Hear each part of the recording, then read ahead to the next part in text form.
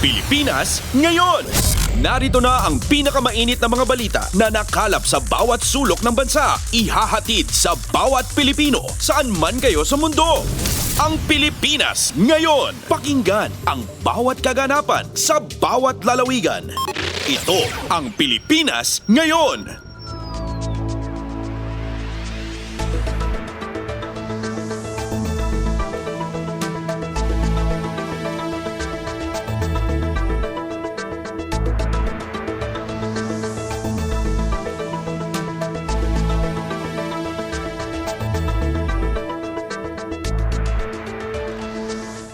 Magandang araw po sa ating mga tagapakinig. Welcome po ulit sa ating programang Ang Pilipinas Ngayon.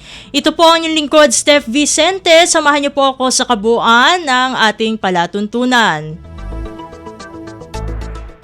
Tulad ng dati, mapakikinggan po ang ulat ng ating mga kapatid na himpilan sa probinsya, ang ating mga segmentong balitang negosyo at kalakalan, balitang sports at balitang artista, maging ang ilan sa mga pangunahing balita mula dito sa ating bansa.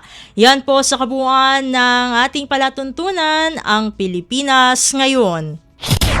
Mga kaganapan sa Kamaynilaan at mga kalapit na lalawigan dito sa Ang Pilipinas Ngayon.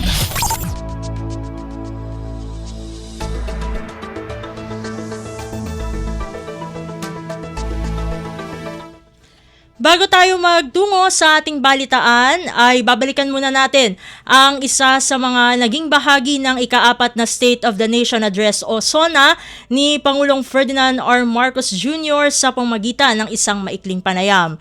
Kung atin pong matatandaan ay hinikayat niya ang mga lokal na pamahalaan na isama o i-enroll sa mga programa ng Department of Social Welfare and Development o DSWD ang mga taong naninirahan sa ating mga lansangan o ang tinatawag na street dwellers upang ating malaman kung ano-ano ang mga naturang programa para sa ating mga street dwellers ay makakasama po nating muli sa ating programa si Assistant Secretary Irene Dumlao, ang tagapagsalita ng Department of Social Welfare and Development o DSWD. Asek Dumlao, welcome pong muli dito sa ating programang Ang Pilipinas Ngayon. Si Steph Vicente po ito ng Radyo Pilipinas World Service.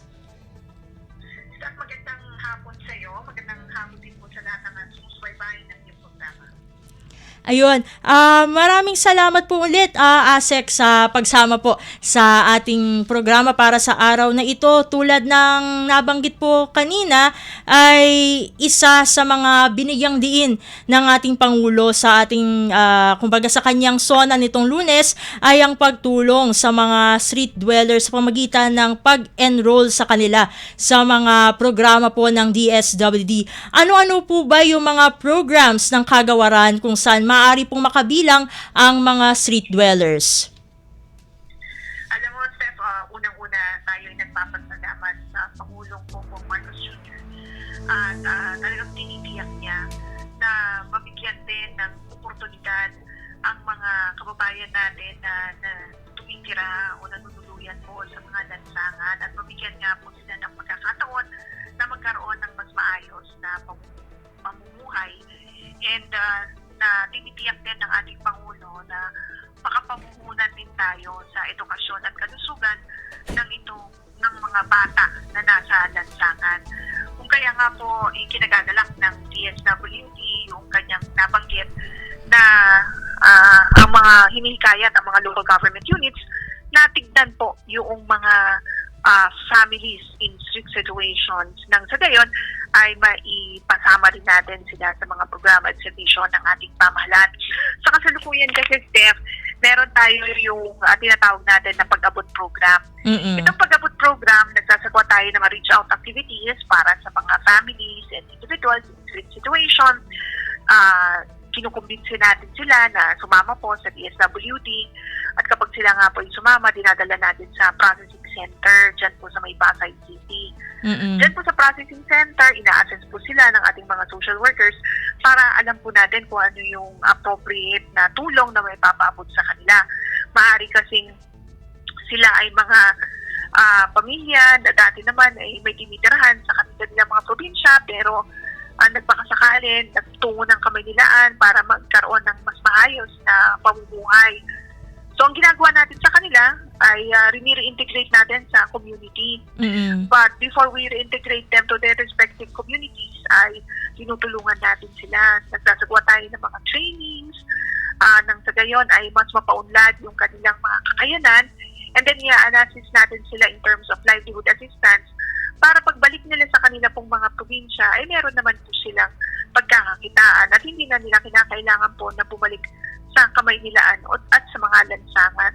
So that's one of the programs that we are extending or providing to them, yung pag-abot program na nabanggit ko.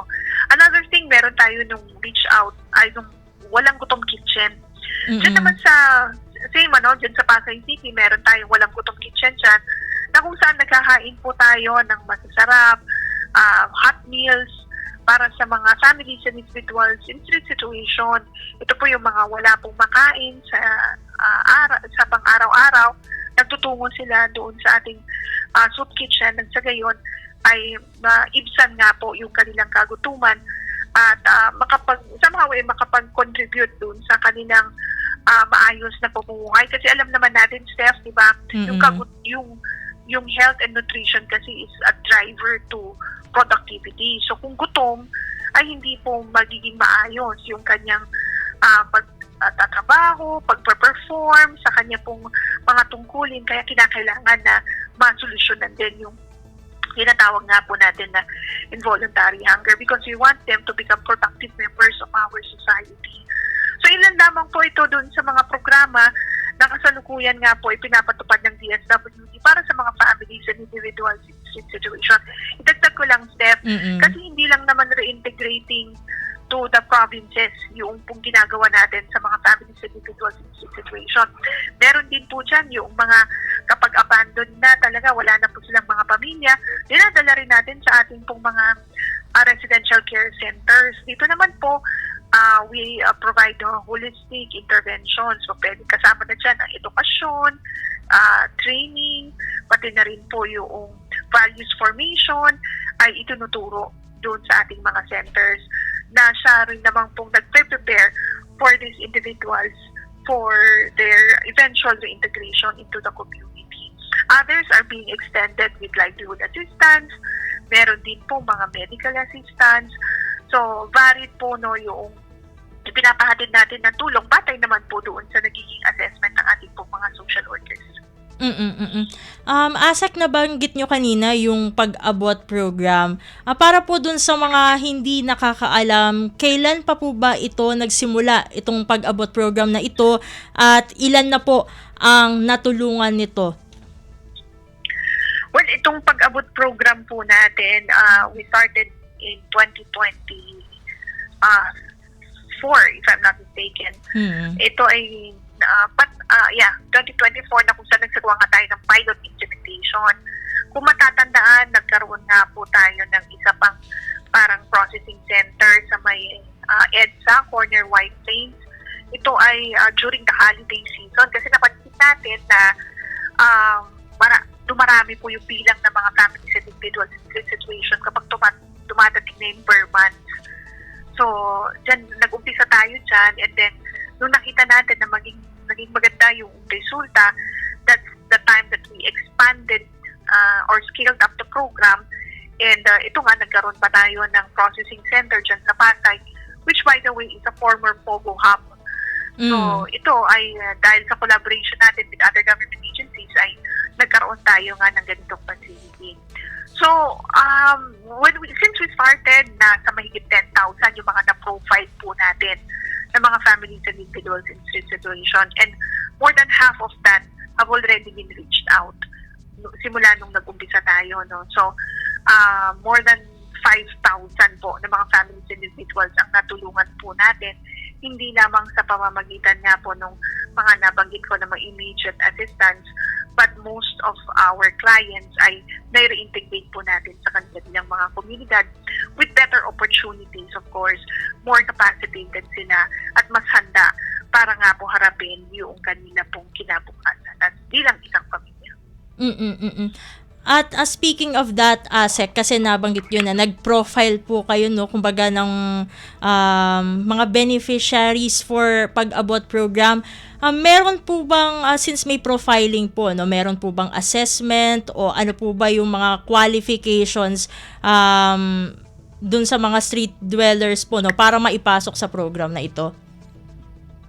Alam mo, Steph, kapag nagsasagwa tayo ng mga reach out activities, ito yung pinupuntahan nga po ng mga pag-abot teams natin, yung mga iba't ibang lansangan dito sa Metro Manila. By the way, 24 hours a day and 7 days a week, yung pong isinasagawa natin na reach out activities. So, nagtutungo tayo, kinakausap natin sila, and then pinoprofile po natin so that alam po natin kung saan po sila na-locate. Kasi alam mo, Steph, hindi naman lahat sumasama sa atin at the first instance na kinausap natin sila. Kasi meron po yung sumasama agad, nako-convince agad, once we explain to them the different programs and services of the government. Pero hindi po natin maikakatwa na meron pong mga ayaw umalis ng lansangan kasi nga akala nila mababagan siya sila kapag sumama sa DSWD. Nasabi nga po natin hindi naman kasi nga alam mo dito we make use of mga bodycam social workers po natin ang nagpupunta, kumakausap sa kanila. In other words, human rights-based approach yung pong ginagamit para sa pag-abot program. So kinakausap po sila. But kapag hindi kasi sila sumama, at least nandun sila sa profile natin. Kasi po ang ginagawa ng pag-abot team, binabalikan sila. Bumabalik at bumabalik kami hanggang sa sila nga po ay sumama na sa DSWD. And let me just correct myself, Stefano, kasi yung pag-abot kick-off activity, ginawa pala namin ito July 2023 sa National Capital Region. No? And then, yun nga po, nag-expand na kami hanggang ngayon. So, yeah, I earlier mentioned kasi na 2024, but we started with a pilot run July 2023. Ayun. So yun po ang pilot run ng pag-abot program. Ayun, medyo tayo naputol ang ating communication with ASEC. We'll try to re-establish po muna our communication. Ayun, at least hindi naputol yung kanyang responses po kanina. So yun. ASEC, ayun. Yung next question ko naman po, naputol lang po tayo. Yung next question ko po sa inyo is syempre nabanggit nyo nga po na itong mga programs na ito, yung pag-abot program, and then yung walang gutom kitchen, no, na ang sabi nyo nga kanina ay mahalaga talaga yung health and nutrition para sa productivity, no, ng ating mga kababayan. Ngayon medyo i-expand lang po natin ito. Bakit mahalaga na magkaroon ng mga program tulad nga nitong pag-abot program at ng walang gutom kitchen para sa ating mga kababayan na street dwellers, at paano po natin makakamit ang isang bagong Pilipinas sa pamamagitan ng mga programang ito? Alam mo, Steph, ang sabi ng Pangulo, dapat walang pamilyang Pilipino na nagugutom sa bagong Pilipinas. Yan po ang vision natin at yan po yung isinasagawa ng DSWD sa ilalim ng pamumuno ni Secretary Rex Gatchalian.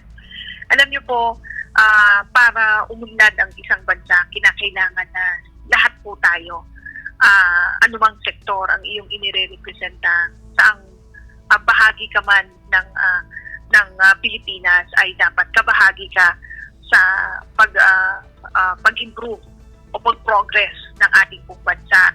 Dapat po walang naiiwan dahil nga one of the principles in social protection ay inclusivity. So dapat po sama-sama tayo naaangat.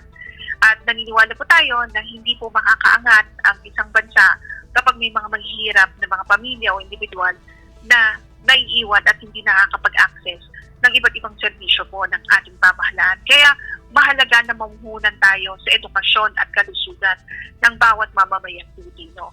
At gaya ng nasabi ko, dahil one of the social protection principles ay inclusivity, dapat ito pong mga pamilya na nakikita natin sa lansangan ay dapat maka-access din po ng mga government services. Dapat mabigyan natin sila ng pagkakakilanlan, mabigyan natin sila ng ID. Kaya nga dito sa ginagawa natin ng pag-abot program, ini-issuehan namin sila ng ID. We've partnered with the Philippine Statistics Authority kasi mahalaga na meron silang pagkakakilanlan para makatanggap po ng ibang programa ng ibang ahensya ng ating pamahalaan. At gayon din po, idagdag ko na rin, as I was saying, no, na mahalaga kasi na walang maiiwanan na membro o sektor ng ating tunglipunan sa pag-unlad ng ating bansa. At para nga matiyak na maging contributing members of our society, maging bahagi ng nation building, ito pong mga mahirap nating kababayan, lalo na yung mga nasa lansangan, ay maibigay natin sa kanila yung tamang kalusugan at tamang nutrisyon. Magkaroon po ng sustainable source of livelihood, income, para matugunan yung basic na pangangailangan, which is pagkain. So, while we provide immediate relief, tinutulungan nga po natin sila, kinakapacitate ng sa ganyan, eventually, sila na po yung maghahanap buhay para magkaroon ng ihahain sa kanila pong hapagkainan. Yun po yung ating pong laging sinasabi na lahat po sa ating bansa ay magiging kabahagi ng pag-improve ng ating pong sambayanan. That's nice to hear po, Asek, no. Talaga nga naman po na kasama, no, nakapaloob sa bagong Pilipinas ang inclusivity, no. Para lahat ay, kumbaga lahat, walang maiiwan na Pilipino pagdating, no, sa path patungo sa isang bagong Pilipinas. Ayun po, mukhang parang pang final message na po ang inyong nabanggit, Asek. Maraming salamat po muli, Asek Dumlao, sa pagpapaunlak sa aming imbitasyon sa uulitin po, at God bless po sa buong DSWD. Maraming salamat, Steph, sa pagkakataon na tayo makabahagi rin ng impormasyon sa ating pong mga kababayan na nakikinig at sumusubaybay ng iyong programa. Magandang hapon sa iyo at maraming salamat. Ayun, at atin pong nakasamang muli dito sa ating programang Ang Pilipinas Ngayon, si Assistant Secretary Irene Dumlao, ang tagapagsalita ng Department of Social Welfare and Development o DSWD. Tutungo na tayo muli sa ating balitaan.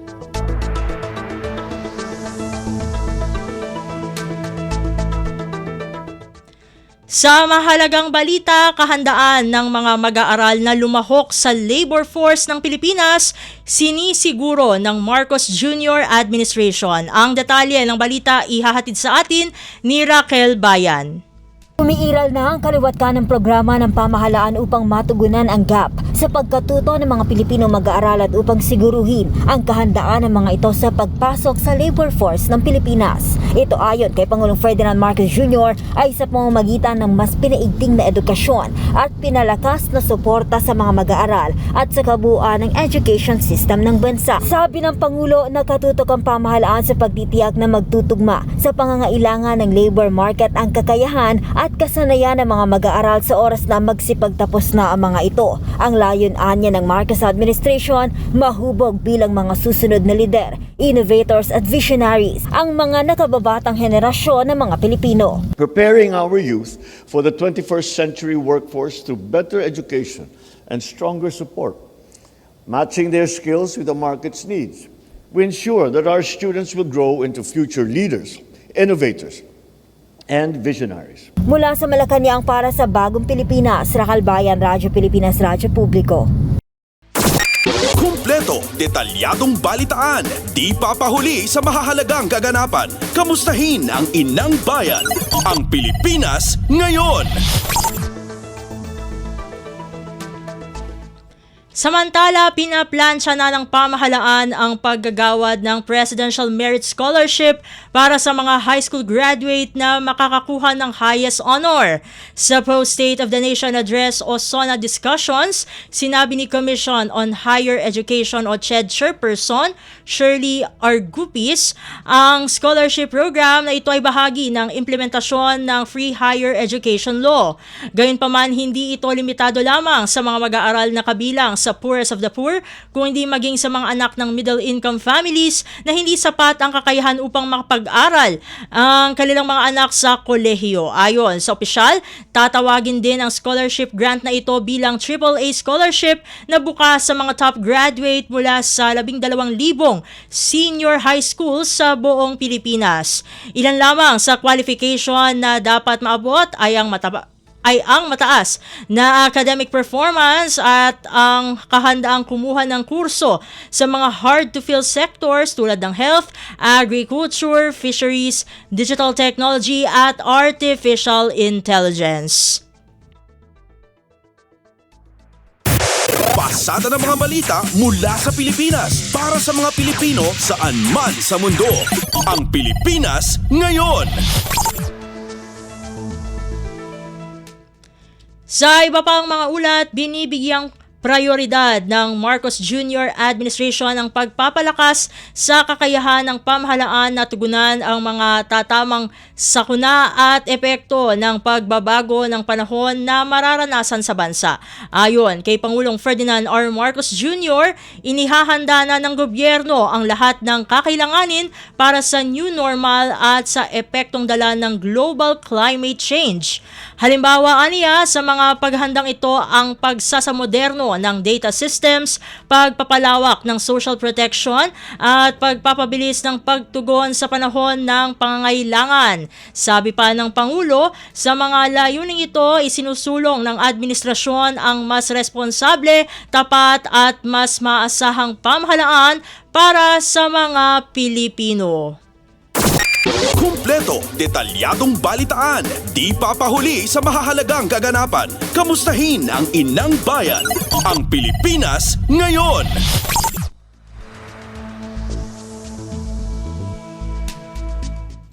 Samantala, patuloy ang pagtutulungan ng Department of Public Works and Highways o DPWH, Metropolitan Manila Development Authority o MMDA at mga lokal na pamahalaan sa paglaban sa baha sa Metro Manila. Sa 2025 POSONA discussion sa San Juan City, sinabi ni DPWH Secretary Manuel Bonoan na hindi na akma sa kasalukuyang panahon ang 50 taon na drainage system sa Metro Manila. Bukod pa rito ay desilted na ang daluyan ng tubig, daanan ng waterways pati na rin ang mga ilog. Ito ani Secretary Bonoan ang dahilan kung bakit hindi na makayanan ng mga ilog ang volume ng tubig mula sa tubig ulan at mula sa mga kabundukan na bumababa patungo sa Metro Manila.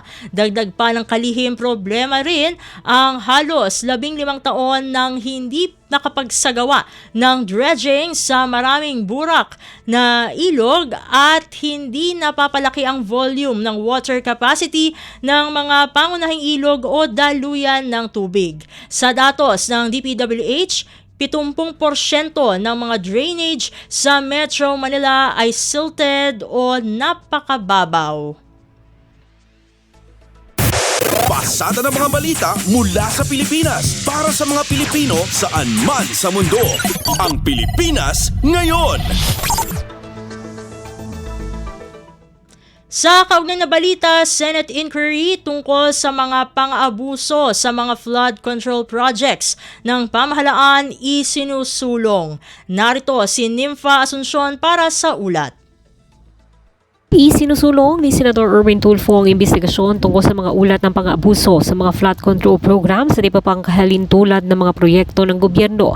Ito'y matapos ang naging pahayag ni Pangulong Ferdinand R. Marcos Jr. sa kanyang SONA tungkol sa pagpapanagot sa mga nasa likod ng mga palpak at GUSC flood control projects. Sa inihaing Senate Resolution No. 31 ni Tulfo, layon ng gagawing Senate inquiry na makapaglatag ng komprehensibo at epektibong pamamaraan na tutugon sa matinding problema sa baha sa bansa. Tinukoy sa resolusyon na 248 billion pesos mahigit alokasyon para sa flood management program ng DPWH ngayong 2025 habang nasa 244 billion pesos naman ang pondo sa ilalim ng 2024 budget. Bukod sa pagdevelop ng integrated flood control Control Master Plan, iginiit din ni Senator Erwin na ang kahalagahan na ma-assess at matukoy ang flood control projects na hindi naaayon sa infrastructure priorities ng administrasyon. Mula Senado para sa Bagong Pilipinas, Nympha Asuncion, Radyo Pilipinas, Radyo Publiko. Kumpleto, detalyadong balitaan, di papahuli sa mahahalagang kaganapan. Kamustahin ang inang bayan, ang Pilipinas ngayon. Samantala, palalakasin pa ng Department of Migrant Workers o DMW ang kanilang kampanya upang protektahan ang mga overseas Filipino worker o OFW laban sa human trafficking. Ito'y makaraang lumagda ng kasunduan ang DMW sa Integrated Bar of the Philippines o IBP at social media platform na TikTok kasabay ng paggunita ng World Day Against Trafficking in Persons. Sa tulong ng IBP, mas mapapadali ang access sa legal representation ng mga migrant worker at matitiyak na mapapangalagaan ang kanilang karapatan. Bibigyan din ng legal assistance ang mga kawani ng DMW na nahaharap sa kasong kriminal at administratibo na may kinalaman sa kanilang trabaho. Habang sa tulong naman ng TikTok Philippines, mas mapalalakas ang awareness, mabibigyan ng tamang impormasyon ang mga tao sa official job opportunities at maiwasan ang trafficking bago pa man ito masimulan. Ayon sa DMW, nais silang iwaksi ang modern-day slavery sa pamamagitan ng paglaban sa illegal recruitment at pangangalaga sa mga OFW. Giit naman ni Migrant Workers Secretary Hans Leo Kakdak, mahalaga ang pakikipagkasundo sa TikTok Philippines sa paglaban naman sa disinformation at misinformation. Partner natin yung platform na posibleng doon sila pumunta at mag-alok ng illegal na trabaho. So masusog po natin sila doon, and at the same time, these will be leads for law enforcement to track them down and file the possible cases. And that brings us naman to the IBP side, which is when it comes to prosecution of illegal recruiters and human traffickers, we will need the help of the IBP. We have a prosecution division here, but it would help, makakatulong kung meron kaming katuwang. Si Migrant Workers Secretary Hans Leo Kakdak. Pasada ng mga balita mula sa Pilipinas para sa mga Pilipino saan man sa mundo. Ang Pilipinas ngayon. Sa iba pang mga balita, Department of Information and Communications Technology o DICT, target maabot ang 5 milyong Pilipino sa Bayanihan SIM Project.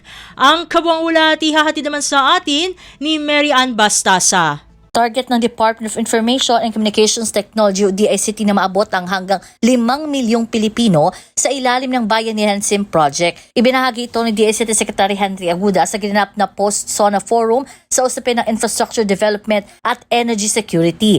Ang Bayanihan SIM Project ay bahagi ng pagtugon ng ahensya sa panawagan ni Pangulong Ferdinand R. Marcos Jr. na teke ng digital inclusion sa bawat Pilipino saan mang bahagi sila ng bansa. Sa ilalim ng programa, binibigyan ng libreng SIM cards ang mga guro pati ng mga estudyante sa mga pampublikong paaralan, lalo na sa mga geographical isolated and disadvantaged areas o GIDA.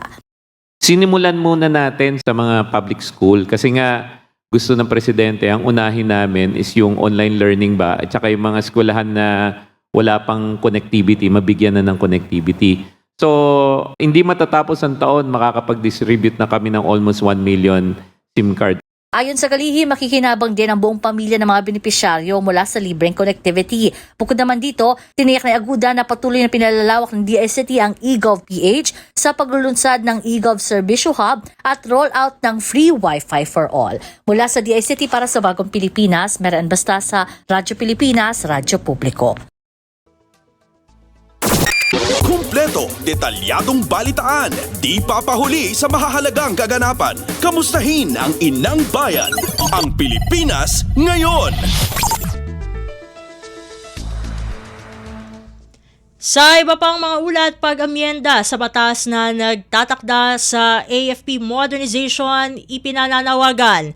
Ang detalye ng balita ihahatid naman sa atin ni J. Mark Dagala. Kapwa umapila sina Defense Secretary Gilberto Teodoro Jr. at Armed Forces of the Philippines Chief of Staff General Romeo Browner Jr. sa Kongreso. Amyendahan ng batas na nagtatakda sa AFP modernization upang makasunod ang mga bibiling kagamitan sa nagbabagong teknolohiya. Sa post-SONA discussion, sinabi ni Teodoro, marami na kasi sa nakasaad sa batas na nakatakdang binhin ng bansa sa ilalim ng programa ang hindi na anya aangkop sa kasalukuyang panahon. 1995 pa na may sa batas ang AFP modernization para sa Army, Navy at Air Force na nakaangklas sa 15-year Horizon Program kung saan marami pa rito ang nakahanay. 2024, inaprubahan ni Pangulong Ferdinand R. Marcos Jr. ang Re-Horizon 3 o ang pagbili ng mga kagamitan sa loob ng 10 taon na nagkakahalaga ng 2 trilyong piso. Bagay na sinuportahan naman ni Browner na nagsabing magbibigay na nito para mabuksan ang pagtugon sa cyber warfare, information cognitive at electromagnetic phase. Ay sana maamyendahan din ng Kongreso ang modernization law ng AFP dahil ito ay nakasalalay sa 15-year na horizon. At alam natin na nag-o-obsolete ang mga kagamitan in a much shorter time. Pangalawa, pinaghahandaan din namin ang mga kinakailangan na suporta katulad ng mga base ng mga kagamitan upang magamit yung mga bagong sistema na darating na na-order na noon, kaalinsabay sa pag-order natin ng mga bagong sistema. Para sa Bagong Pilipinas, J. Mark Tagala, Radyo Pilipinas, Radyo Publiko. Mula sa Pilipinas, para sa mga Pilipino saan man sa mundo, ang Pilipinas ngayon. Samantala, inihayag naman ni Department of the Interior and Local Government o DILG Secretary John Vic Remulla na gumagana ang anti-drug campaign ng pamahalaan na hindi gumagamit ng karahasan. Sa 2025 post-SONA discussion sa San Juan City, sinabi ni Remulla na ang pagbaba ng supply ng shabu at pagtaas ng presyo nito ay ebidensya ng epektibong interdiction efforts ng mga ahensya ng gobyerno. Ayon kay Remulla, umabot na sa 6 na toneladang shabu ang nasabat ng Philippine National Police o PNP, Philippine Drug Enforcement Agency o PDEA, National Bureau of Investigation o NBI at iba pang ahensya sa nakalipas na 8 buwan. Sinabi rin ng kalihim na tumaas ng 35% ang street value ng shabu na ngayon ay umaabot sa 6,800 pesos kada gramo. Ibig sabihin, aniya nito ay bumaba na ang supply ng shabu. Sinabi pa ni Remulla na naging endemic ang tinatawag na bodega system kung saan ibinubulsa umano ng ilang pulis ang malaking bahagi ng nakukumpiskang iligal na droga para manipulahin ang accomplishments at makatanggap ng reward. Bilang bahagi ng reforma, agad nang sinusunog ang mga nakukumpiskang iligal na droga sa halip na inilalagay sa bodega. Kumpleto, detalyadong balitaan, di papahuli sa mahahalagang kaganapan. Kamustahin ang inang bayan, ang Pilipinas ngayon. Sa iba pang mga ulat, malapit na umanong matunton ng Department of Justice o DOJ ang lahat ng inuugnay sa missing Sabungeros case. Ayon kay Justice Secretary Jesus Crispin Remulla, minamadali na nila ang pagsaayos ng mga affidavit at hinugna ang kaso. 3 taon na anila tinututukan ang kaso ng pagkawala ng mga sabungero at may mga pamilyang nag-aantay sa sinapit ng kanilang mga kamag-anak. Aniya, inaasahan sa mga susunod na linggo ay maisasampa na ang kaso laban sa mga sangkot sa karumal-dumal na krimen. Taon na ho namin hinahabol ang mga salarin dito at ngayon ay malapit na po tayong nating matunton ang lahat. At sa ilang linggo marahil ay ang mga kasong nararapat ay maisasampa na. Kasi binubuo na namin yung mga affidavit para yung complaint pwede na i-file. Hinug na yung kaso. Una nang sinabi ni Pangulong Ferdinand R. Marcos Jr. sa kanyang ika-4 na State of the Nation Address o SONA na hahabulin at pananagutin ang utak at ang mga sangkot sa pagkawala ng mga sabungero, civilian man o opisyal. Kaugnay nito, sinabi ni Remulla na hindi sila papayag na pera ang magdidikta sa buhay ng tao at para lang sa may pera ang batas. Kumpleto, detalyadong balitaan, di papahuli sa mahahalagang kaganapan. Kamustahin ang inang bayan, ang Pilipinas ngayon. Samantala, didinggin na agad ng Senate Committee on Games and Amusement na pinamumunuan ni Senador Erwin Tulfo ang panukalang batas tungkol sa ganap na pagbabawal ng operasyon ng online gambling sa bansa. Ayon kay Senador Tulfo, posibleng sa Lunes o Martes ay mag-schedule na siya ng pagdinig tungkol dito kung saan kabilang sa mga ipapatawag niya ang Philippine Amusement and Gaming Corporation o PAGCOR, Department of Finance o DOF, mga grupo ng paaralan, kabataan, mga magulang at iba pang stakeholders. Sa personal na pananaw ni Senador Tulfo, dapat ay magpatupad na ng total ban sa online gambling lalo't kita at ramdam na ang negatibong epekto nito sa maraming Pilipino. Gayunpaman, bukas pa rin siyang marinig ang panig ng ehekutibo at iba pang nananawagan na mahigpit na regulasyon na lamang ang ipatupad sa online gambling operations. We have to stop this. This is getting serious by the day. So online gambling must, not should, must be stopped. Pero definitely, it is the job. We can only recommend to Malacanang, to the executive, our position right now kasi wala pa po tayong batas. But given the chance, definitely, kung tatanungin niyo ako, ayoko na ng online gambling. So dapat meron tayong executive order, siguro. Pero we have to recommend to the President. Pero before that, I will have to talk to the committee. Where do we go from here? Dapat we're on the same page, di ba? Hindi pwede yung chairman, ayaw. Pero ilang members ko, hindi. Dapat unanimous. Decision natin, para malakas-lakas. Sige, we go to the President, we go to Malacanang, we go to Senator Cheese. Senator Cheese, ito ang posisyon ng committee. Habang wala pang EO, wala pang what. Na definitely, the Committee of Games and Amusement is against online gambling. Now, I really want to hear it. Pero and then immediately, siguro by next week, as early as Monday or Tuesday, I will conduct a hearing on this matter. I'll call PAGCOR, I'll call the Department of Finance. Kailangan unanimous kami. And I believe I can convince all the members. Pag-uusapan namin, and then we will definitely, we will inform the Senate itself, and then the President will go up there. Si Senate Committee on Games and Amusement Chair Senador Erwin Tulfo. Pasada ng mga balita mula sa Pilipinas para sa mga Pilipino saan man sa mundo. Ang Pilipinas ngayon. Sa iba pang mga balita, mas bukas na budget process makatutulong para maiwasan ang budget cut sa anti-poverty programs ayon sa Party List Solon. Ang kabuang ulat ihahatid naman sa atin ni Kathleen Forbes. Nagpahayag ng suporta ang isang mambabatas mula sa minorya sa hakbang ng liderato ng Kamara na gawing mas transparent ang pagtalakay sa pambansang pondo sa pamamagitan ng Open BICAM. Ayon kay 4Ps Party List Representative JC Abalos, sa pamamagitan ng mas bukas na proseso ay maiiwasan ang hindi makatarungan na budget cut sa mga mahalagang programa gaya na lamang ng Pantawid Pamilyang Pilipino program. Umaasa din ang mambabatas na hindi mauwi sa reenacted budget ang pambansang pondo upang tunay na makatugon sa pangangailangan ng mga Pilipino, lalo na ang mga namumuhay sa kahirapan. Pinuri din ng kinatawan ang deklarasyon ng Pangulong Ferdinand R. Marcos Jr. na palawigin ang 4Ps program. Umaasa din siya na hindi na mabawasan pa ang pondo ng 4Ps at iba pang programang kontra kahirapan at iginiitatangin sa bukas, patas at tapat na proseso sa budget masisiguro ang kapakanan ng mga mahihirap na Pilipino. Para sa Bagong Pilipinas, Kathleen Forbes, Radyo Pilipinas, Radyo Publiko. Kumpleto, detalyadong balitaan, di papahuli sa mahahalagang kaganapan. Kamustahin ang inang bayan, ang Pilipinas ngayon.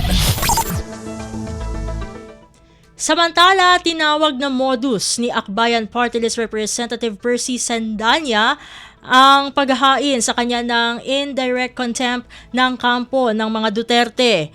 Ito ay dahil sa kanyang naging komento sa Supreme Court ruling hinggil sa impeachment case laban kay Vice President Sara Duterte.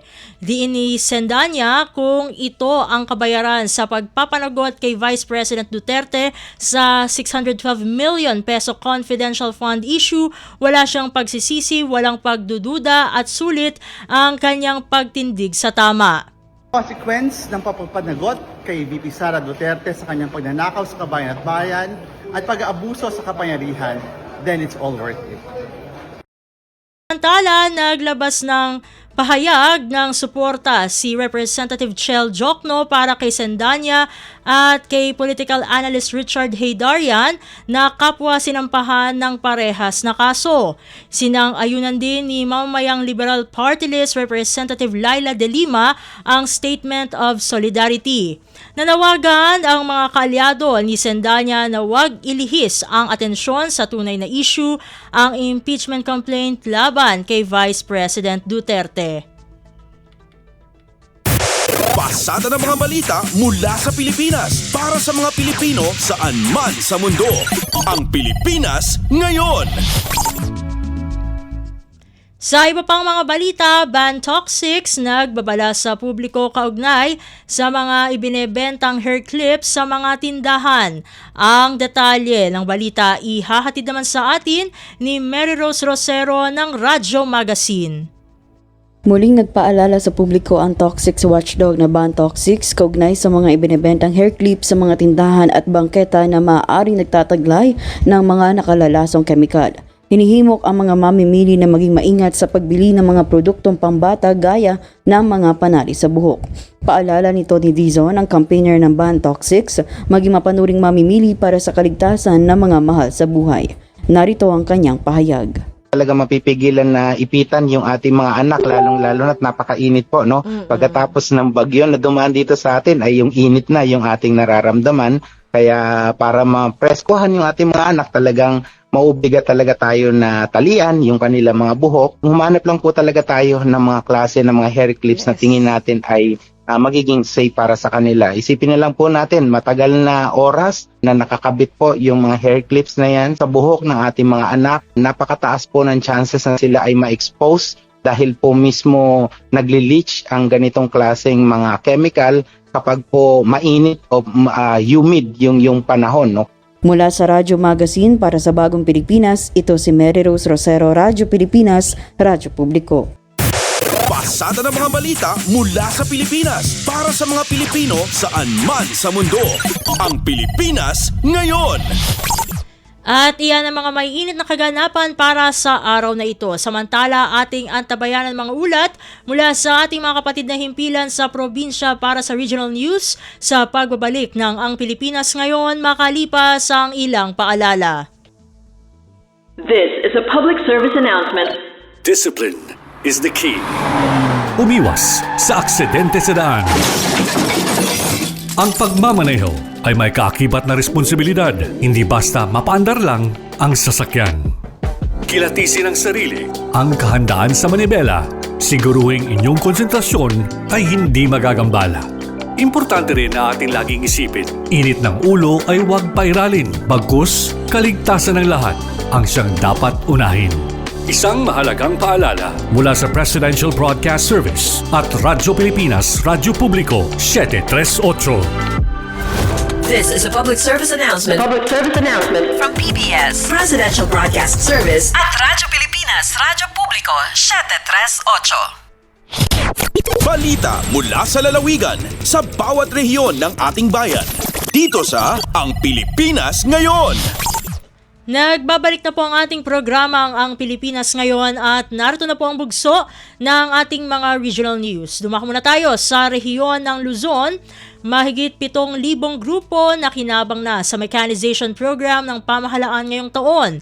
Pinsala ng bagyo sa agrikultura umabot na sa 1.12 bilyong piso.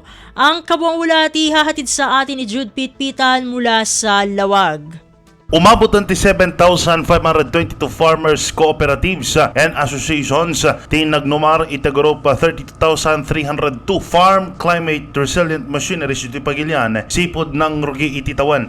Segon kini Filmex Supervising Science Research Specialist Jet Subaba nga importante na gito pasilidad sa ala nga para iti pan nakagunod iti food security no diket iti paypanang protehir ti aglawlaw tapno sana kumaro iti climate change. Imo nang tidata kinunan ni Subaba ari ti pagilyan ti climate change kat saan langan a konsepto wenno teorya a mabasa no diket marikriknan dagiti kaelyan ti epekto na. Rumrumar ati danyos iti banag agrikultura diti pagilyan ket umabutan iti 1.12 billion pesos. Impasigurado ti opisyal nga agtultuloy ti panagi-deploy ken panang-develop ti Filmec karag iti makinarya a climate resilient kas kumadag iti rice processing systems, traktor, harvester ken dadumapay ati makinana ket tier 3 tapno masigurado asaan nga agumong dagitoy iti carbon dioxide iti atmosfera. Manipod dito'y syudad Tilawag, Jude Pitpitan para iti Radyo Pilipinas World Service. Balita mula sa lalawigan sa bawat rehiyon ng ating bayan. Dito sa Ang Pilipinas Ngayon. Inyong napakinggan ang ulat ni Jude Pitpitan mula sa Lawag.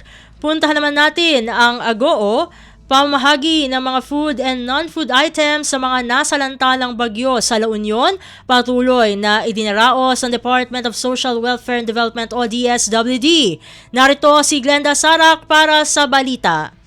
Nakaipaayan ti DSWD Field Office 1 Ilocos Region itaagarop 17,000 food and non-food items ng FNFIs karigiti nakaroan apektaran iti bagyo ken napnap ditoy La Union. May basar iti listahan ti ahensya na ipaay ti 15,895 a family food packs karigiti kangrunan an apektaran manipod iti nagduduma a lugar ditoy probinsya.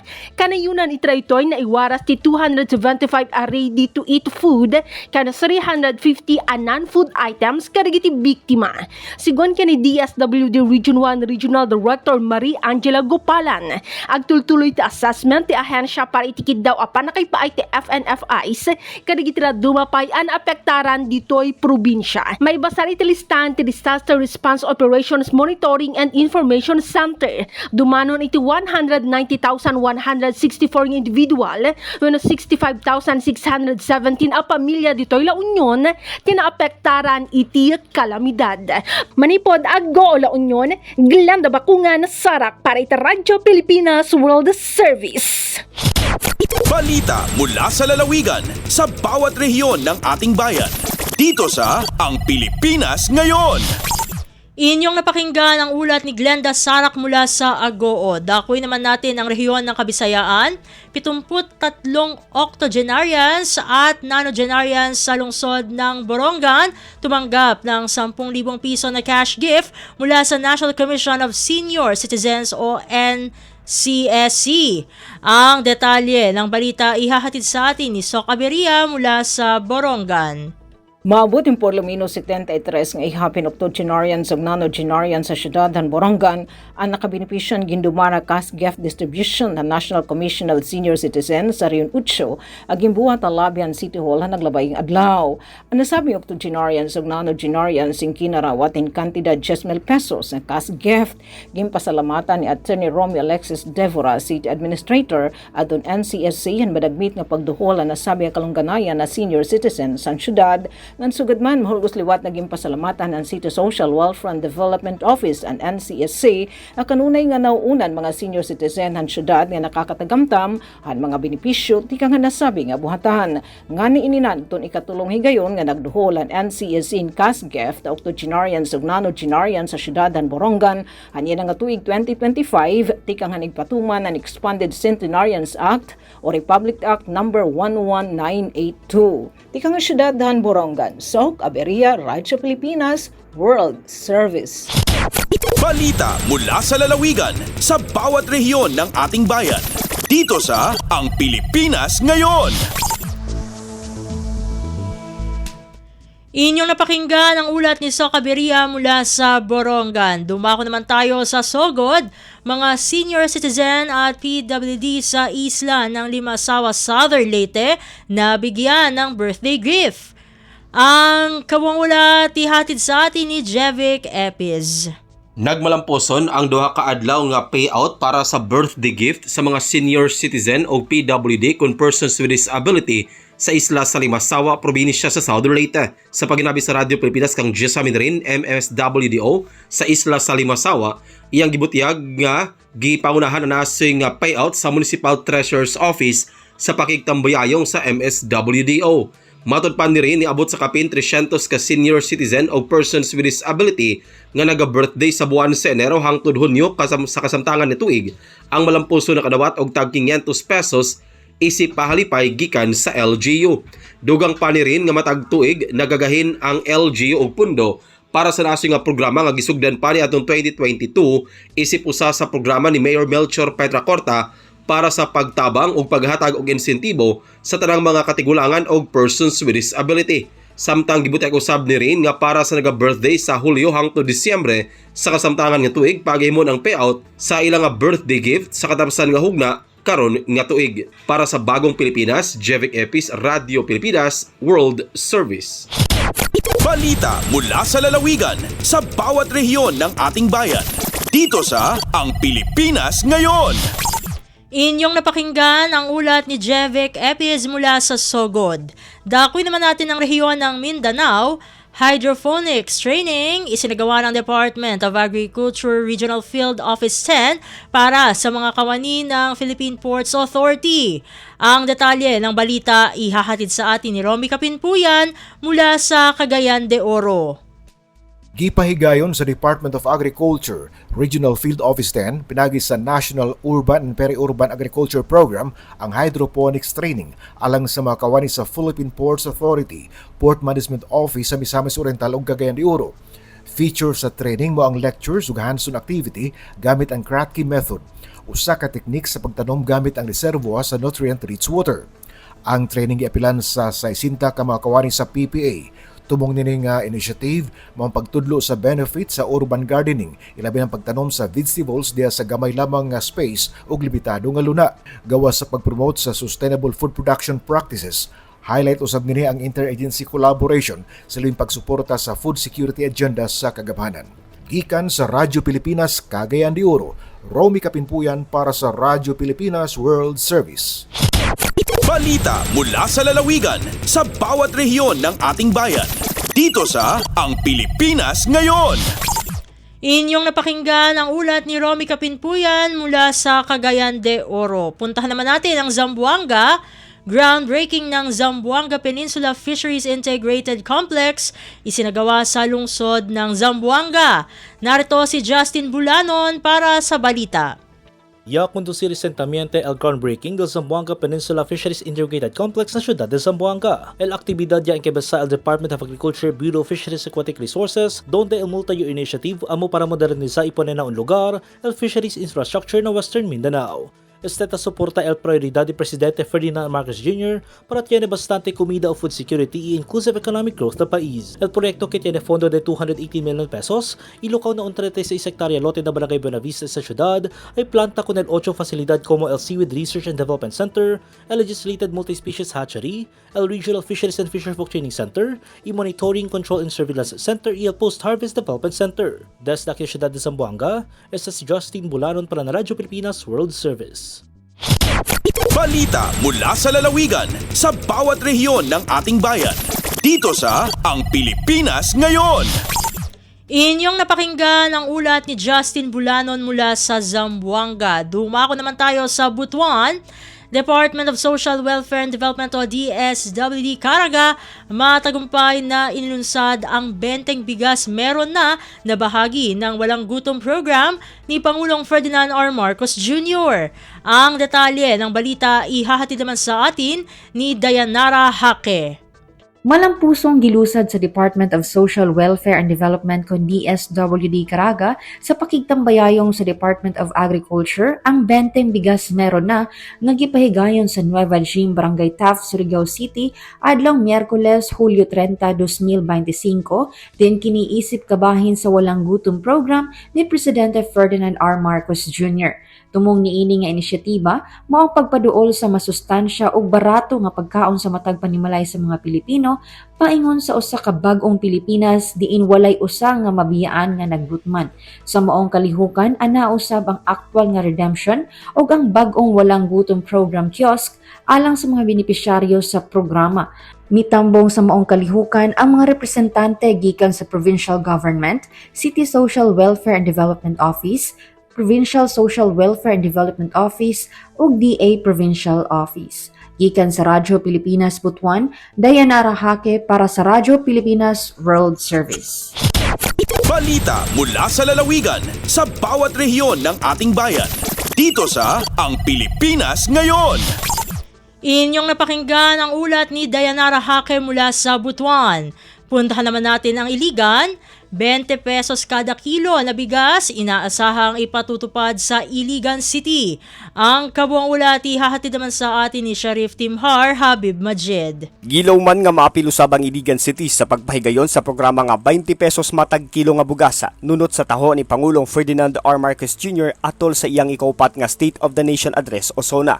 Matud ni Iligan City Agriculturist Mary Ann Beli, giyandam na sa lokal nga kagamhanan ang Memorandum of Agreement o MOA isip unang lakang aron mapatuman ang subsidized rice program sa Dakbayan. Gisiguro usab niya nga dili maapektuhan ang kita sa mga mag-uuma tungod kay ang gobyerno maoy mo cover sa rice price subsidy. Bisan pa nga wala pang insaktong petsa sa paglusada, gipasalig ni Beli nga ipahibalo dayon kini sa publiko sa diha nga mahuman na ang kasabutan. Kahinumduman nga gipasiugda ni Presidente Marcos Jr. sa iyang SONA nga malampusong napatuman ang 20 pesos matag kilo nga bugasa sa pipila ka lugar sa nasud. Gilaw manusab nga mosunod ang Iligan sa uban pang lugar sa Pilipinas isip kabahin sa gipalapdan nga rollout sa maong programa. Gikan sa Radyo Pilipinas Iligan, kini Sheriff Timhar, alang sa Radyo Pilipinas World Service. Balita mula sa lalawigan sa bawat rehiyon ng ating bayan. Dito sa Ang Pilipinas Ngayon. At inyong napakinggan ang ulat ni Sheriff Timhar Habib Majid mula sa Iligan. Dito na nagtatapos ang ating regional news. Dadako na tayo sa ating mga segmento. Sa pagbabalik ng Ang Pilipinas Ngayon, mapapakinggan na natin ang segmentong Balitang Negosyo at Kalakalan na ihahatid sa atin ng ating kasamang si Bea Gaza de Guzman makalipas ang ilang paalala. Paliwanag mo sa tao na hindi totoo yan. Dahil ang totoo, yung totoo ang dapat ninyong malaman. Nagkalat sa internet ang fake news o mali at fake news. Tinatakot niyo yung tao. What they are doing is creating panic. We say no. Yung pagkalat ng fake news. And some of it's dangerous. Sana iwasan po natin pag-spread ng fake news. At di magpapakalat ng disinformation at misinformation ang kasulukuyang administrasyon. Stop telling us fake news because you're wrong. Para sa totoo at mapagkakatiwalaang mga balita at impormasyon, Radyo Pilipinas. Lagay ng ekonomiya, kalakalan, negosyo at iba pa. Atin ang alamin dito sa Ang Pilipinas Ngayon. Magandang araw, narito na ang balitang negosyo at kalakalan. Sisimulan ng State-Run Social Security System o SSS ang rollout ng Pension Reform Program o PRP nito sa Setyembre. Ito ang gagarantiya ng mas mataas na buwan ng pensyon na may kabuuang 33% increase para sa retirement at disability beneficiaries sa loob ng 3 taon. Makatatanggap ang retirement at disability private pensioners sa ilalim ng SSS ng 33% increase sa kanilang buwan ng pensyon simula 2025 hanggang 2027 habang ang death o survivor pensioners naman ay may 16% increase. Sa isang pahayag sinabi ng SSS na ang reformang ito ang sagot sa matagal ng panawagang itaas ang pensyon. Batay ang hakbang na ito sa Social Security Act of 2018 na nag-e-empower ng SSC sa pag-adjust ng pension benefits. Ipatutupad ang pension hike sa 3 tranches tuwing buwan ng Setyembre at magsisimula ito ngayong taong 2025. Nilinaw ng SSS na ang reformang ito ay hindi nangangailangan ng dagdag kontribusyon. Tiniyak ni SSS Commissioner Robert Joseph Declaro na nananatiling financially sound ang ahensya sa kabila ng pension hike. Sakop ng reforma ang mahigit 3.8 milyong pensioners, 2.6 na milyon sa ilalim ng retirement at disability at 1.2 milyong survivor pensioners at inaasahan din itong mag-aambag ng 92.8 billion pesos sa ekonomiya mula 2025 hanggang 2027. Lagay ng ekonomiya, kalakalan, negosyo at iba pa. Atin ang alamin dito sa Ang Pilipinas Ngayon. Inanunsyo ng Public-Private Partnership o PPP Center na 6 na proyekto ang nadagdag sa pipeline na gagawin sa pamamagitan ng kolaborasyon sa pagitan ng pamahalaan at pribadong sektor. Sa datos ng PPP Center, kasalukuyan ang mayroong kabuang 230 mga proyekto sa pipeline kabilang ang 6 na dagdag. Nagkakahalaga ito ng kabuang 2.86 trillion pesos as of July 28 ngayong taon.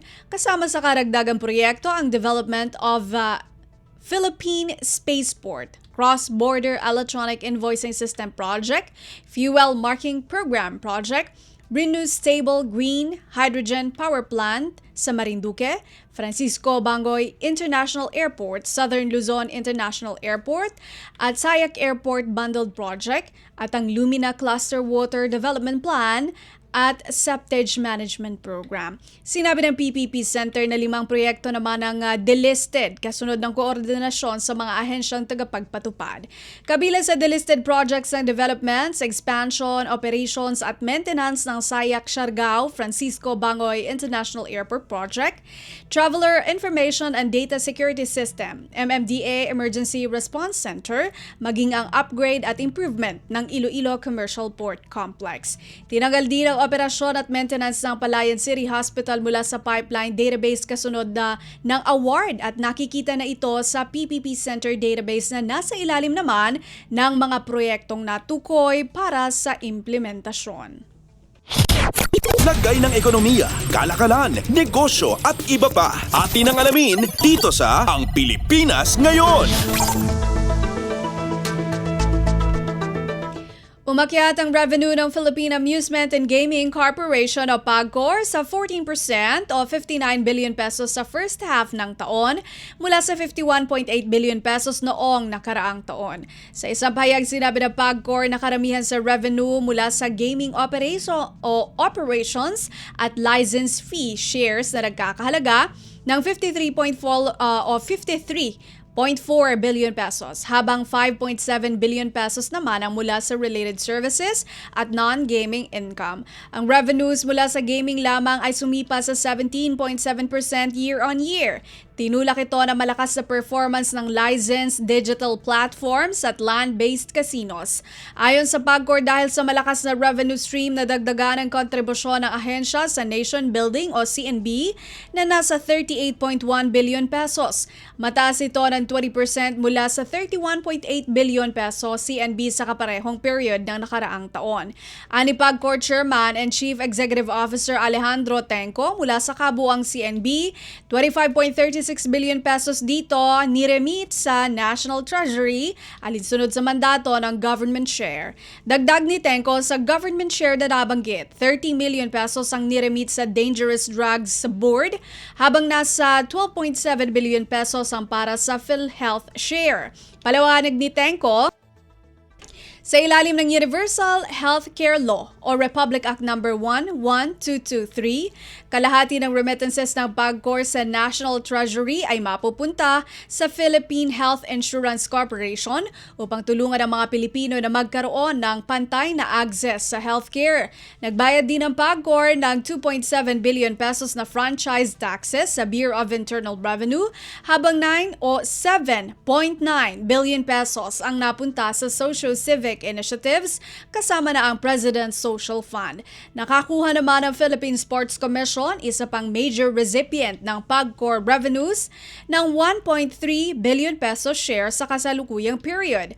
Ang Board of Claims ay mayroong 109.2 million pesos at ang Renewable Energy Trust Fund mayroon namang 157.35 million pesos. Lagay ng ekonomiya, kalakalan, negosyo at iba pa. Atin ang alamin dito sa Ang Pilipinas Ngayon. Iniulat ng isang opisyal ng Department of Trade and Industry o DTI na posibleng maisakatuparan ang Free Trade Agreement o FTA ng Pilipinas sa Chile ngayong taon matapos isagawa ang inisyal na pag-uusap ngayong buwan. Ani DTI Undersecretary Alan Hepty, on track naman ang negosasyon para sa Free Trade Agreement o Comprehensive Economic Partnership Agreement o CEPA ng bansa sa Chile. Paliwanag ni Hepty, kasama sa CEPA ang ilang factor tulad ng intellectual property, competition services, investments, financial services, digital trade, customs procedure at trade facilitation. Sinabi ni Hepty na ito ang magiging kauna-unahang comprehensive economic partnership agreement sa Latin American country. Susuportahan nito ang direksyon para sa pag-diversify ng market at paglikha ng oportunidad para sa mga negosyo. Nakatakda ang susunod na negosasyon sa unang linggo ng Oktubre dito sa Pilipinas. Sa kasalukuyan nagluluwas ang Pilipinas sa Chile ng personal care product tulad ng deodorant, habang nagluluwas naman ang Chile sa Pilipinas ng processed food items tulad ng wine, salmon at meat product. Layunin ng bansa sa hinaharap na mag-alok sa Chile ng kalakalan sa services sector. Lagay ng ekonomiya, kalakalan, negosyo at iba pa. Atin ang alamin dito sa Ang Pilipinas Ngayon.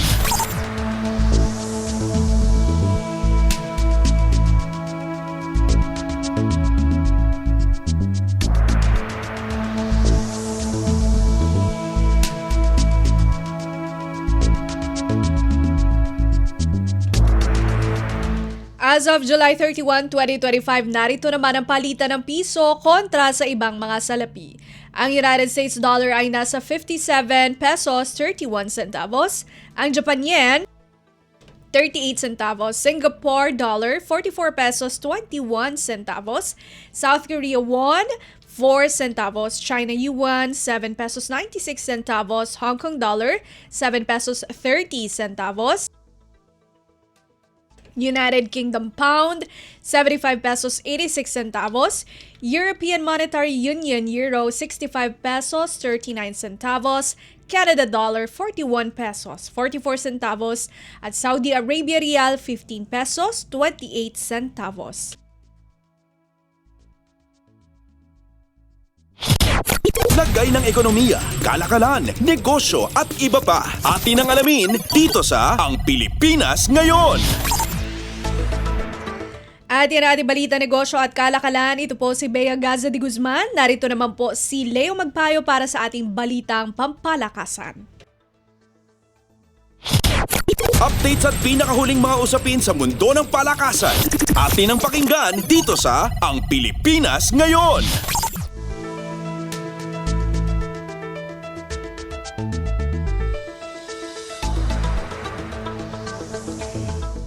Magandang araw, narito naman po ang Sports Balita. Nakatakdang maging head coach ng isa pang koponan ng Gilas Pilipinas ang kasalukuyang consultant ng Meralco at Samahang Basketball ng Pilipinas o SBP Grassroots Program head na si Norman Black na masisilayan sa aksyon sa 33rd Southeast Asian o SEA Games sa Thailand.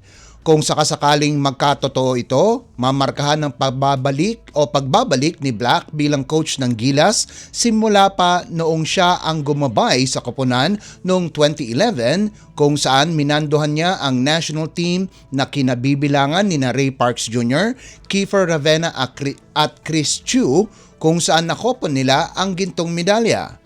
Una nang ibinunyag ni Gilas head coach Tim Cone na magkakaroon ng isa pang magkahiwalay na koponan ang Gilas para isabak sa biennial meet dahil karamihan sa mga players na nasa kasalukuyang koponan ng Gilas ay posibleng abala sa kani-kanilang koponan sa kani-kanilang liga. Tatakbo ang SEA Games kasabay ng Philippine Cup, kaya't ang mga PBA player ay hindi pwedeng maglaro para sa Gilas. Gayon din ang masasabi sa mga overseas player dahil malabo na pagbigyan sila ng kanilang mother teams dahil ang SEA Games ay nasa labas ng kalendaryo ng FIBA kung saan ang liga sa Asia ay kinakailangang pahiramin ang kanilang players sa kanilang national teams. Isa pang paraan ay kunin ang serbisyo ng mga collegiate players para bumuo ng koponan, isang opsyon na hindi na bago para sa national team. Nagpadala na ng mga amateur players sa SEA Games sa pamamagitan ng kanilang Gilas Cadets Program. Updates at pinakahuling mga usapin sa mundo ng palakasan. Atin ang pakinggan dito sa Ang Pilipinas Ngayon.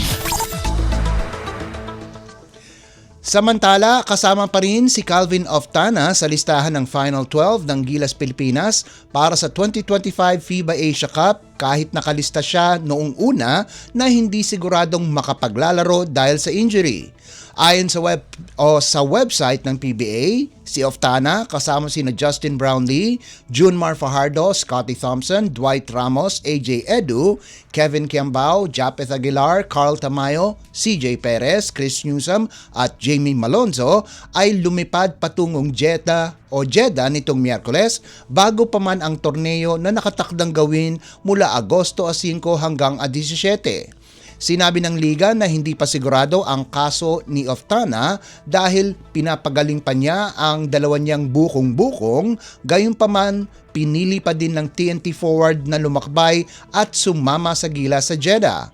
Magandang balita ito para sa Nationals dahil kapag hindi nakasama si Oftana ay mawawala sa kanila ang isa sa pinakamagaling na shooter ng Gilas. Magandang balita din ito kay head coach Tim Cone dahil malaking tulong ang maibibigay ni Oftana sa opensa ng Gilas na makakatapat ang Chinese Taipei sa Agosto 6, New Zealand sa Agosto 7 at Iraq sa Agosto 9.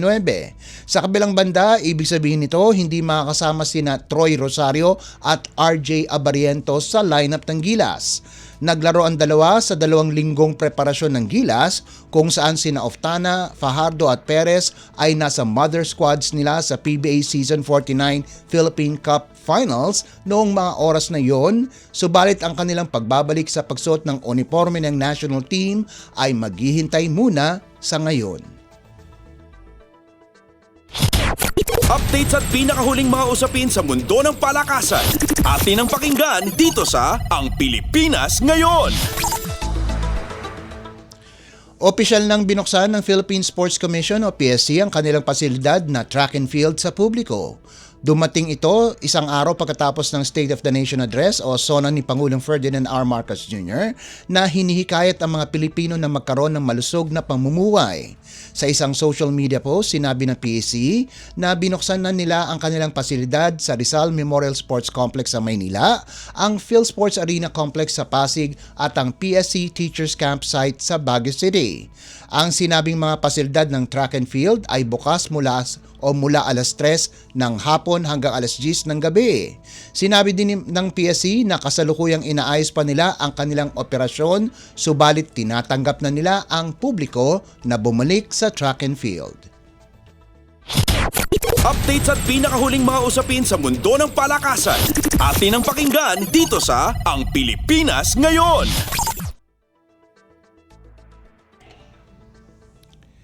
At bilang pagwawakas sa ating segmentong sports balita, pagkatapos ng isang taon, dadalhin ni Renz Abando ang kanyang talento pabalik sa South Korea. Nakatakdang bumalik si Abando sa Korean Basketball League o KBL kung saan sasamahan niya muli ang dati niyang koponan na Anyang Jungkwanjang Red Boosters para sa parating na season. Inanunsyo ang pagbabalik ni Abando ng koponan sa kanilang mga social media accounts nitong Martes. Noong Mayo taong 2024, inanunsyo ni Abando na aalis na siya sa poder ng Red Boosters pagkaraan ng 2 season. Tinulungan ng 27 anyos ang koponan na makuha ang kampyonato ng KBL noong 2022 to 2023 season kung saan nag-average si Abando ng 8.4 points, 2.7 rebounds at isang tapal kada laro sa kanyang unang season sa KBL. Kakagaling lamang ni Abando sa matagumpay na kampanya ng Strong Group Athletics Philippines sa 2025 William Jones Cup kung saan sila ay naging kampyon muli. Unang nakalista ang NCAA Season 97 Most Valuable Player at Rookie of the Year bilang parte ng Gilas Pilipinas pool para sa parating na FIBA Asia Cup. Subalit sinabi ni Gilas head coach Tim Cone na wala na sa kontensyon si Abando sa Final 12 pagkarang hindi makasama sa ilang ensayo dahil naglalaro nga ito sa Jones Cup. Umaasa naman ang Red Boosters na sa pagbabalik ni Abando sa koponan ay makakatulong ito pagkaraang magtapos ang koponan sa ika-6 na pwesto nitong 2024 to 2025 season. Updates at pinakahuling mga usapin sa mundo ng palakasan. Atin ang pakinggan dito sa Ang Pilipinas Ngayon. At yan ang pinakauling balita sa larangan ng palakasan. Ito po si Leo Magpayo. Samantala, antabayan nyo na noon po ang ating segmentong Balitang Artista na ihahatid sa inyo ni Mama JT. Ang latest, ang hottest sa showbiz and entertainment. Heto na sa Ang Pilipinas Ngayon.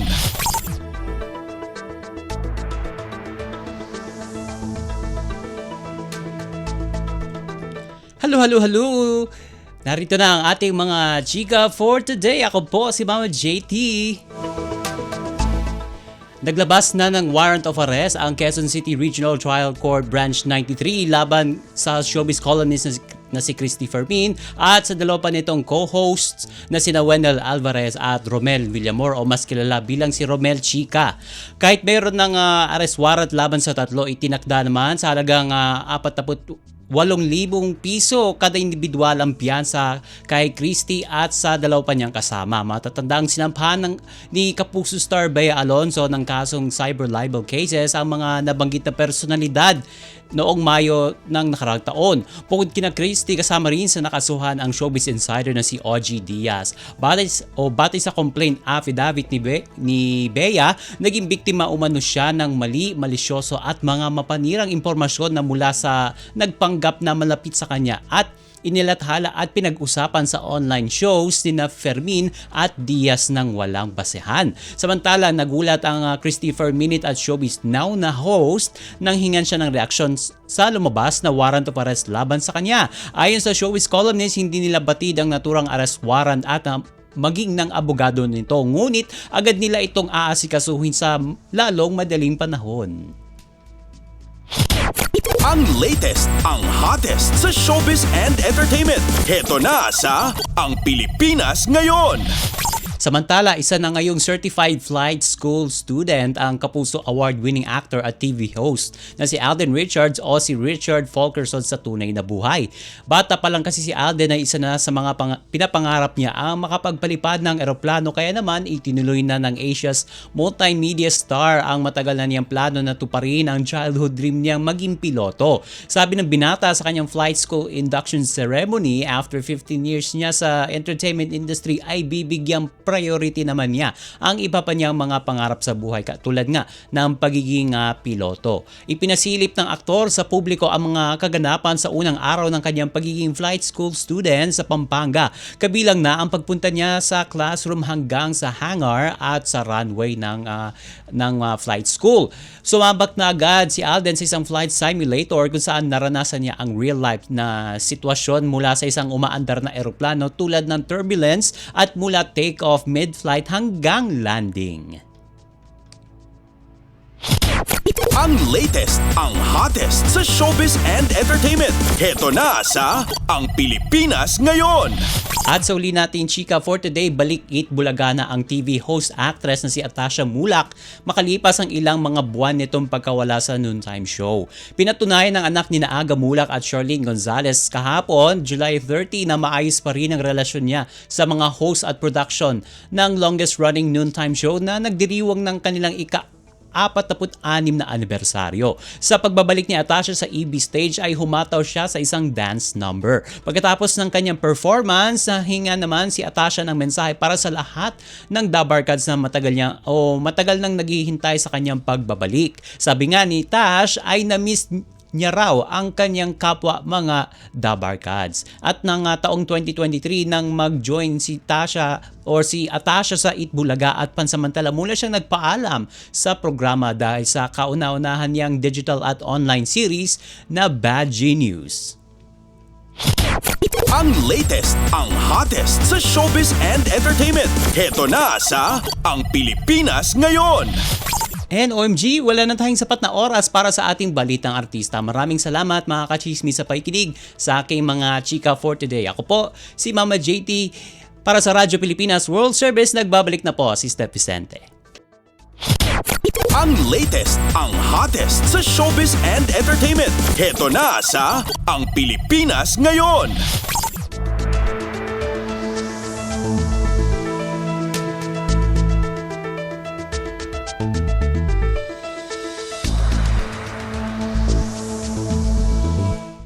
At inyong napakinggan ang ating segmentong Balitang Artista.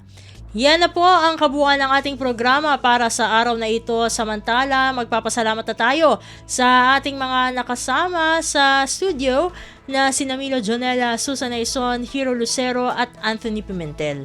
Maraming salamat din sa ating executive producer na si Jerome Toledo. Salamat din sa mga naghatid ng mga ulat mula sa Kamaynilaan at mga probinsya. Pinasasalamatan din natin syempre ang mga naghatid sa atin ng segmentong Balitang Negosyo at Kalakalan na si Bea Gaza de Guzman, segmentong Balitang Sports na si Leo Magpayo at ng segmentong Balitang Artista na si Mama JT. At maraming salamat din sa ating station manager na si Mr. Ray Sampang.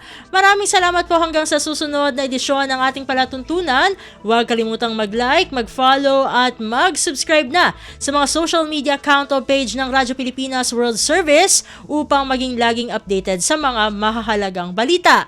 Ito po muli ang inyong lingkod, Steph Vicente. Mabuhay po tayong mga Pilipino. At yan ang Pilipinas Ngayon. Muling samahan sa parehong oras at alamin ang pinakahuling mga kaganapan at balita saan man kayo naroon. Ang Pilipinas Ngayon.